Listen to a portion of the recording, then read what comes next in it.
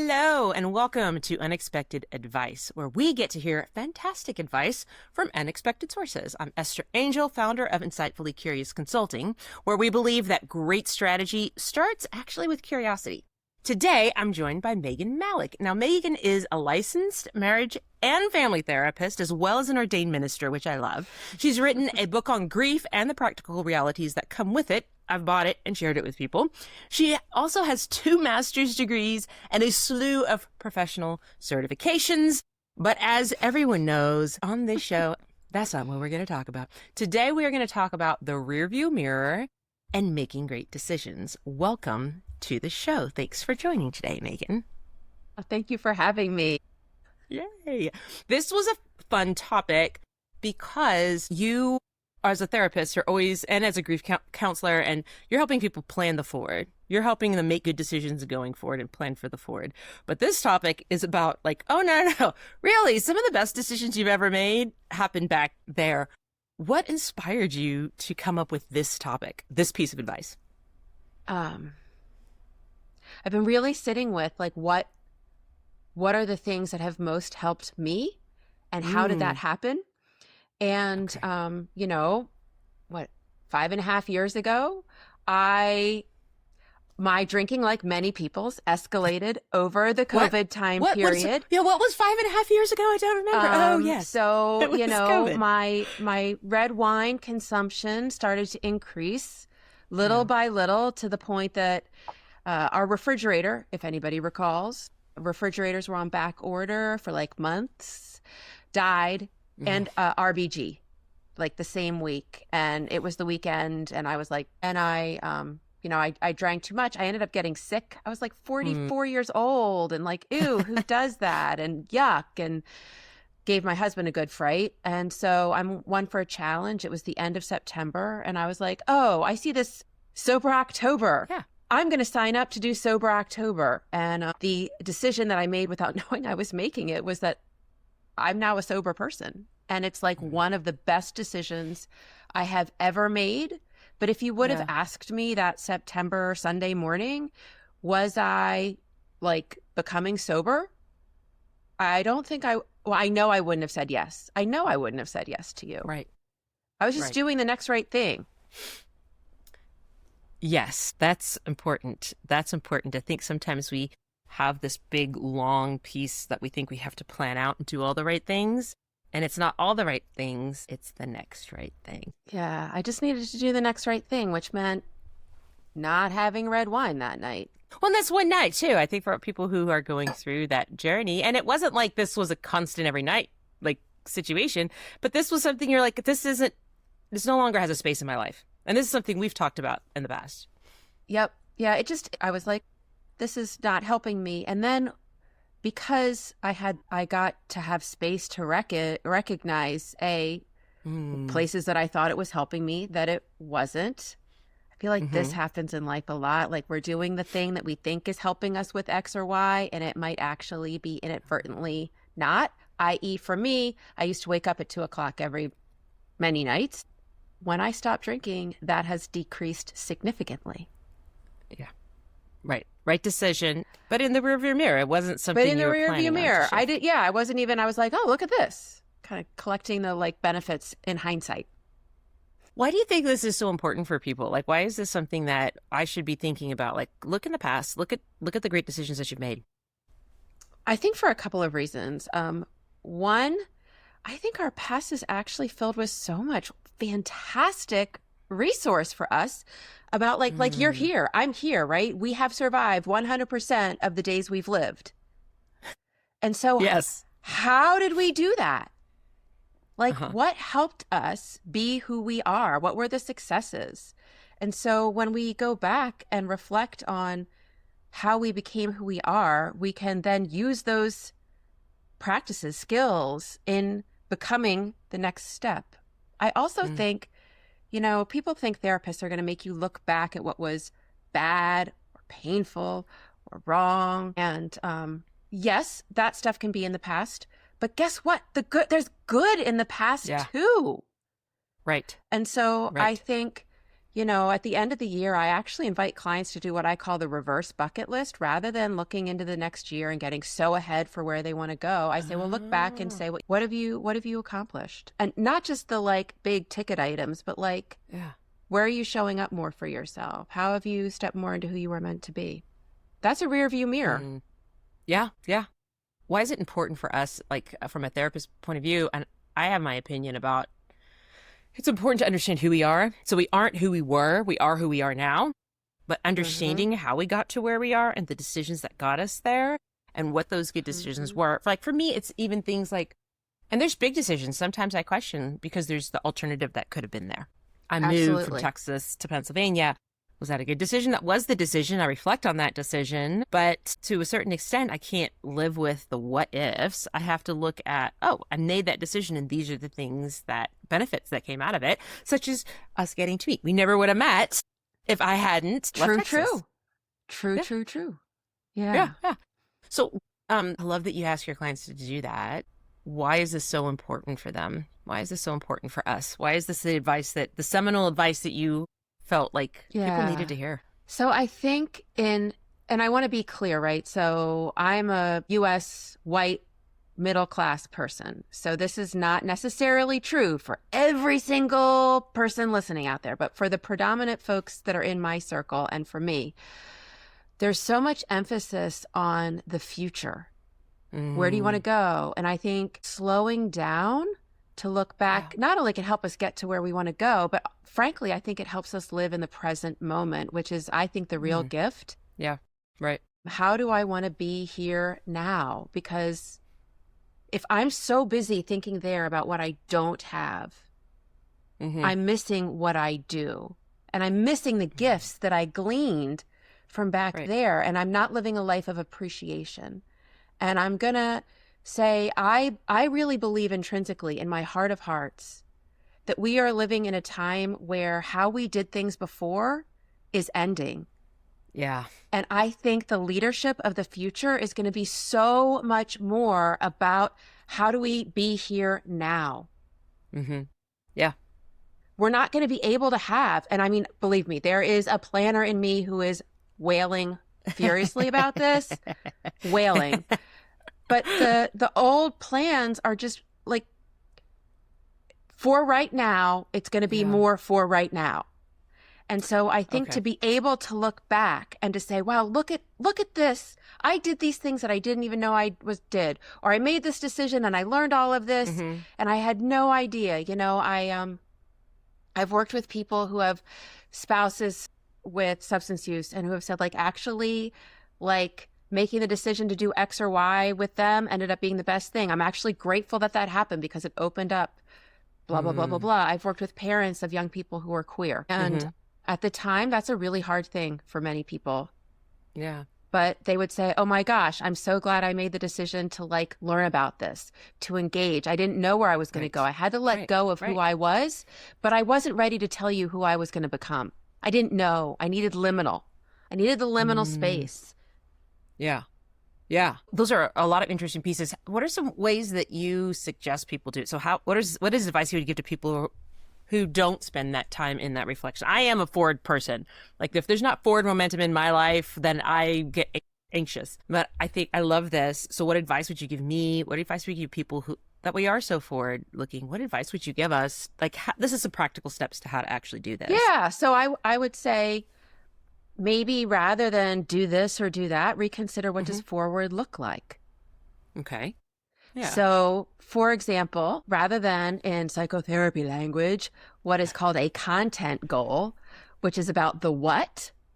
Yes. Create what's called a process goal, which is more about the how.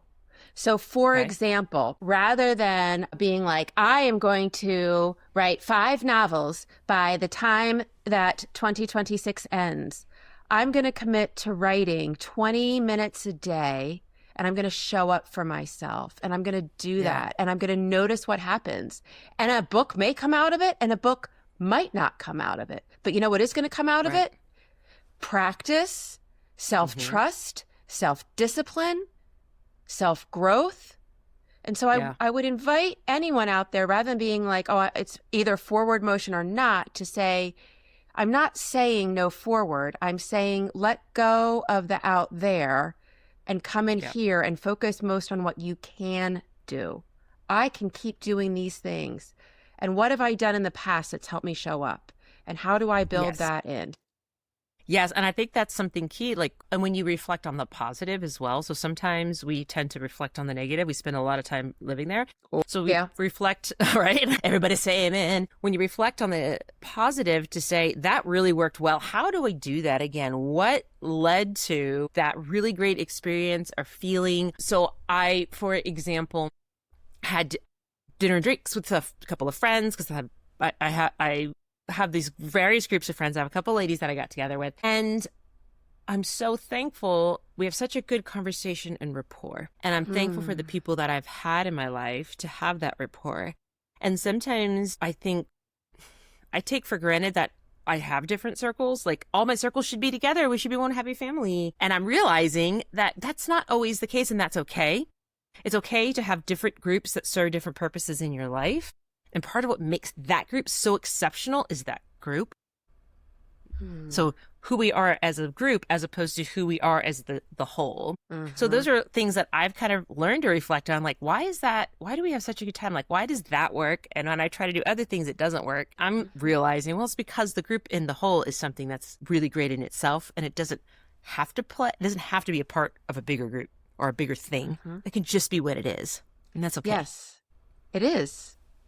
Right. And so when I hear you say that, what I hear is self-compassion, compassion for the other, acceptance for the reality of what it is, a curiosity and an inner flexibility that to me sounds like emotional maturity. Well, that's good because we get to the whole perimenopause and I'm like, oh, Lord, here we go. Oh, well, yeah. Well, I mean, that's a whole other, or I mean, it kind of fits with all the different kinds of things. But yeah. But I guess I say all that to say, I think I won't put this on anybody else, but when I get so eye on the prize, goal oriented, I'm not those things. I'm not compassionate with myself or others. I am not emotionally, mentally flexible. I become rigid. Yeah. Yes. Because you're so focused on that thing and the steps that you think you have to get there. And I think reflecting on the past, so there's also joy that comes from that, right? Yes.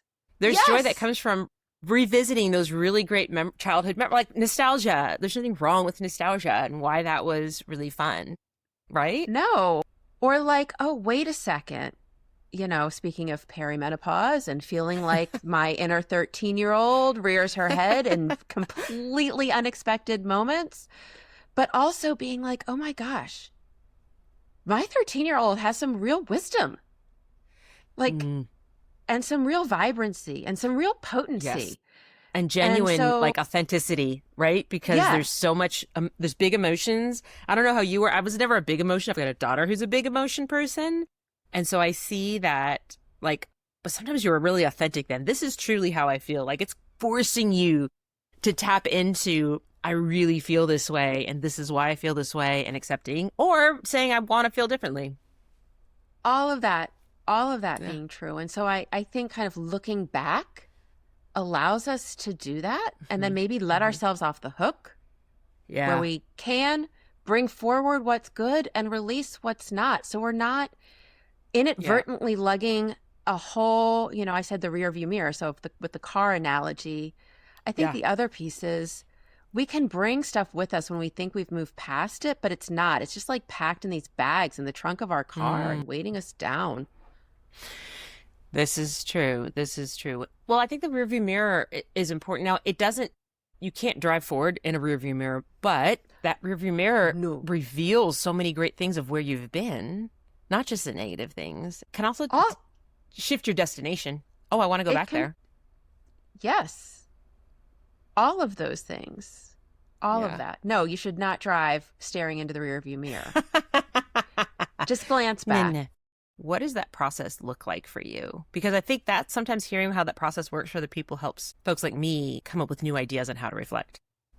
Yeah. So I've actually been sitting with this a lot recently in that, when my parents Well, my mom first, and then my dad became ill. My mother died completely unexpectedly, and my father Oh, became terminally ill about 3 weeks after mom died. Wow. Okay. And I was making decisions on the fly as the oldest daughter. Yeah. I didn't have the luxury Right. to mine the past, if you will, in that Okay. time period. Right. Because stuff just has to happen. I was so in the moment and the decisions needing to be made and like just everything related, healthcare, as well as logistics, as well as my family, as well as like all the things that go with life. That is how it is. Anyway, all of this is to say, when I was ready to rebuild my practice, I kept going, but I decreased my workload to about part-time, and I was ready to bring back into full time. And I'm sitting there and I'm like, oh my gosh, I can't do it like this anymore. Like, I'm not the same person. Okay. Talk about an uncomfortable moment to have with yourself. Therapist, therapize thyself. And so I spent a lot of 2024 with my own self looking back. Who was I? How did I get here? And I use a quilting analogy with people. My mother was a quilter. And so she would like play around with all these fabrics, and I'm not a quilter. But I was always fascinated by how like she could find ways to piece things that I would be like, are you going to you're going to make that with that? And then it would be beautiful. I mean, she was a gifted and beautiful quilter, and her quilts had meaning and the fabrics connected. And so I started to think about how I was at this stage of like, I'm reorganizing my quilt.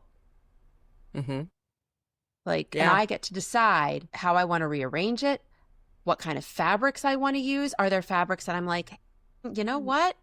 I'm done. You were great in the earlier iteration of this quilt, and in the next version, you don't get to come into it. Right. And so, for people who are working through it, it's, first becoming aware, like, right. This is what this is. Right. And then it's moving into a kind of an acknowledging, accepting. Some people don't like the word accept. And I don't mean when I say that, like, you have to like approve. I just mean like, oh, this is the reality of what it is. Yeah, if it's in the past, that is something that happened. That is in the past. And so I'm looking at that, and that past has led to this here, and I can't make that be different, right? So, but in grief work, we talk about bargaining, and that's often trying to make the past be what the past wasn't when we're bargaining. Yes. And it is what it is. I think there's a level of acceptance, exactly what you said there, of just, it is what it is. You can choose whether that was a thing that you want to repeat or not repeat. I think that's really valid, right? To say, wow, that was a really good decision. Maybe even if it was hard, like I reflect on things that are kind of agnostic in, let's say, my move. What were the consequences, intended or otherwise, of moving, good or bad? I get to put value on that, but it's important to reflect. I think too, when we talk about this in the advice to people, it's a pausing. So you've talked about like we talked about the action, but there is actually a point in time where you do have to stop and you do have to think about it. You do have to like actually take a hot minute and reflect. And I call that process holy listening. Okay. It's like turning inward and listening to what is there. And then it becomes a lot of being with yourself as you're looking back, but also being in the moment of like, what's filling me, what's depleting me, how was this, what can come forward. And so it can look like externally like you're not doing a lot, but like the trees in a deciduous forest in the winter, there is so much happening on the inside that it leads to a new way of being, and your actions end up being different. Yes. And sometimes I think we find our place. Like I don't know if have you ever been in this situation where you're realizing you something changed? You like a different thing that you didn't know that you liked, or you like enjoy a habit that you didn't enjoy in the past. And I think I'd like to reflect sometimes and be like, oh, when did that start? Like, I did the thing. That was good. I remember. So I talk about this a lot. I've mentioned it probably a few times. In one of my other podcasts, I had my husband's cousin's wife was in the military. She's a military wife. She wasn't in, her husband was, military wife. And she says, Esther, you just invite people over. Nobody cares that you have boxes in your living room. They know you just moved there. Invite your neighbors over and get to know people. And I took that advice. And I reflect on that regularly to the point where it affects how I show up sometimes now, because you know what? Just put yourself out there, be authentic. Here's the thing. If people do care that the boxes are in your living room, maybe there's not the people that you want in your life, you know? And the ones who don't care, they're the ones that are hanging out. They're the fun ones. Yep. Yep. No, for what it's worth. I mean, I remember, people say all kinds of things when you say you're not drinking. Like, it's Sure. very fascinating to watch how people react, what they say, what they assume. It's really interesting. Yeah. And so, learning to not take things personally and boundary setting are really an important part of the sobriety journey, or at least they were for me. That became part of my grief journey because I needed the same thing. Yes. Yeah. And so it was like, this is really very fascinating. Yeah, to reflect on it and see how it got you there. And then it allows you as well, I think, finding those things like, that was a great decision. Look at me go. And sometimes I do that with my husband. Like, we'll both, because it's also good, I would say, do self-reflection there, but you can reflect for other people. You can tell people, like, please take a minute and tell the one people, like, that was a really good decision. I'm really glad you did that. I think sometimes people outside of us will see those things more clearly. I mean, it's the same when you're in it, you're in it. Right. It's helpful to have somebody outside be like, do you get what a big deal this was? And to be like, no, I just did the thing. And it's like, oh, wait a second. I wouldn't before. I've just done this thing. Yes. But you did it and it's really cool. But I'm doing it now and it's really cool. Couples and families do this too, where it's like, oh, wait a second. We would have normally fought about this. I'm not happy about it, but I'm going to choose to be a little bit different with it. Yeah. Right. Yes. I love that. I am curious too, because this is kind of leaning into the expected advice, but what advice would you have for people who are in a dark space, who are not feeling positive about themselves and reflecting, spending a lot of time reflecting on the bad decisions? What advice would you give to help pull out of that? Yes, to be able to find the good decisions in what seems like a mountain of bad ones. Yeah. Well, okay. First, I feel like I need to say, if you are really in that space and are working to get yourself out of it and are struggling, please reach out to somebody to support you with that process. That is why there are paid people there to help you do that and walk along that journey with you. Right.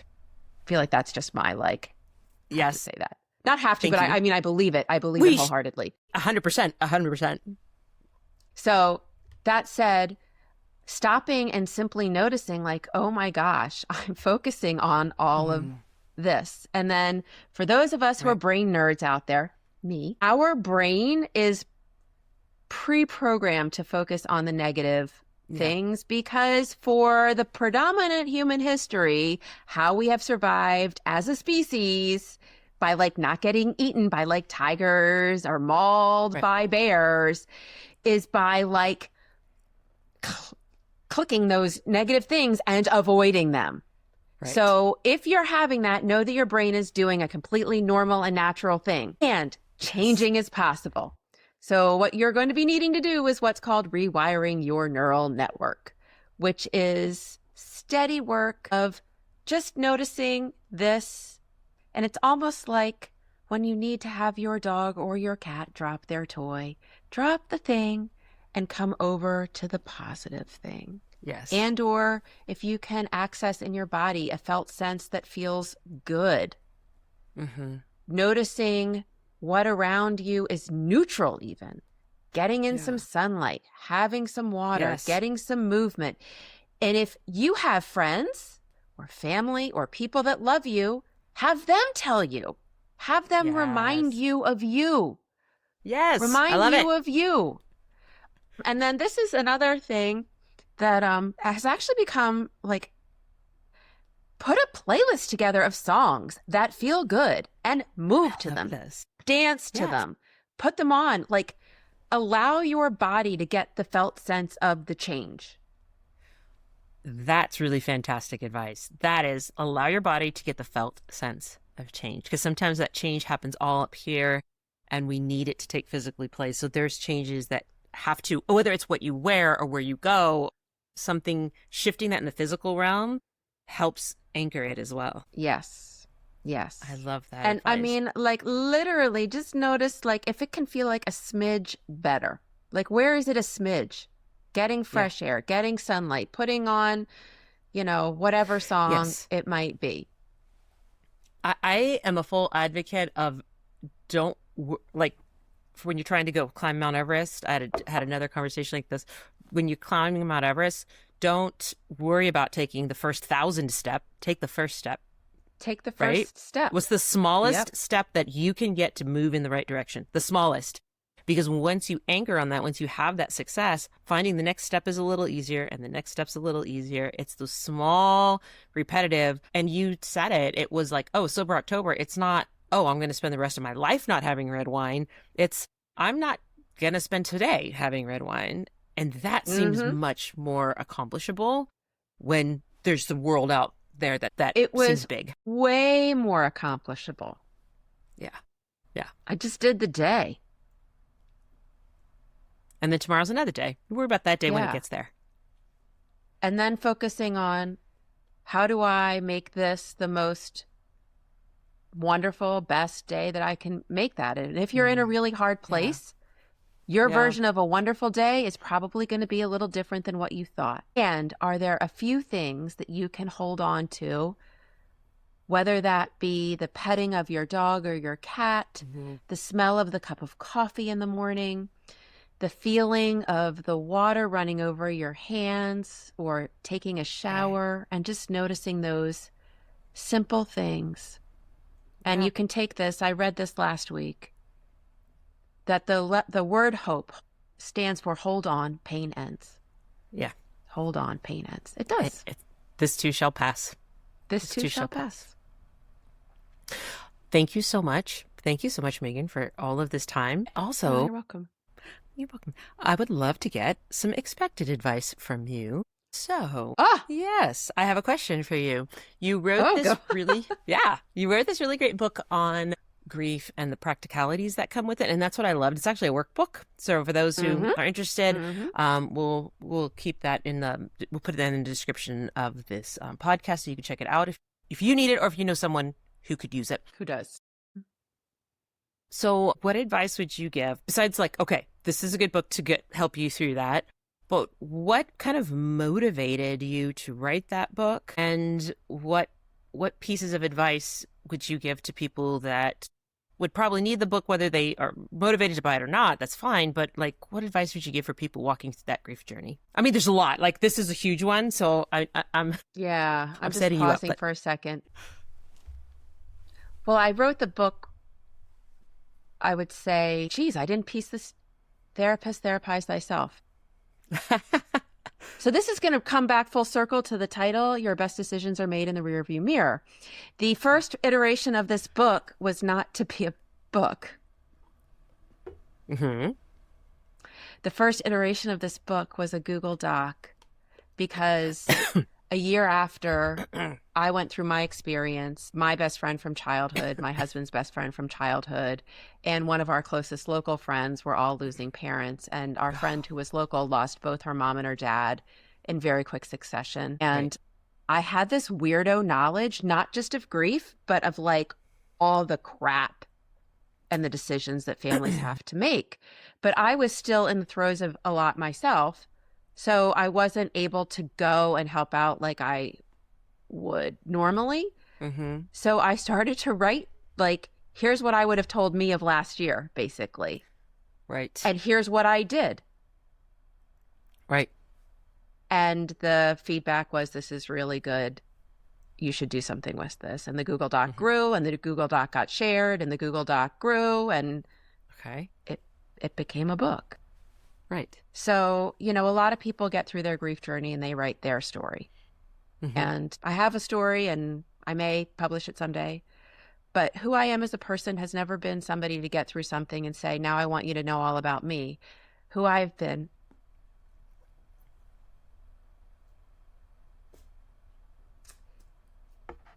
Ooh. I have been the person that's gotten through the hard thing and wanted to help lead you through it. Yeah. I want your time to be easier than my time. I am not the person that goes through the hazing experience and says, I want to haze you worse than I had it. I go through the hazing experience and I'm like, what the F was that? How do we not do this to the next generation? Right. So I wrote the book I wish I would have had, and it's practical because what I needed was practical, and what I needed was a workbook and a way to break things down into each step at a time. Right. Yes. So I added the grief stuff because I knew that and that helped me, but I knew most people didn't have it. So I put that in. I think that breaking it down into those next steps for people going through that grief journey, like you said, hope that the pain's going to end. It's a through, not over, but it's, there's a step, there's a next step and a next step, and break it down. Mm-hmm. Don't try to do it all at once, because it's overwhelming. Because you're going through the emotional, and then you have to go through the physical, process at the same time. It is. And so it's a lot of letting go of that big picture end goal and coming back and being in the minute. Yes. Breaking it into small steps and looking back at other times in your life that you maybe were like, oh, this is really rough. How can that be a resource for you? Right. Right. Yeah. That's good advice. Well, thank you.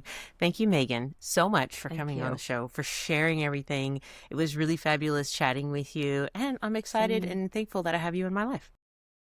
Same, Esther. This was wonderful. Geez, you're very good getting me to teary up myself. I'm usually the one that gets other people to do that. I made the therapist cry. All right. Well, thank you so much.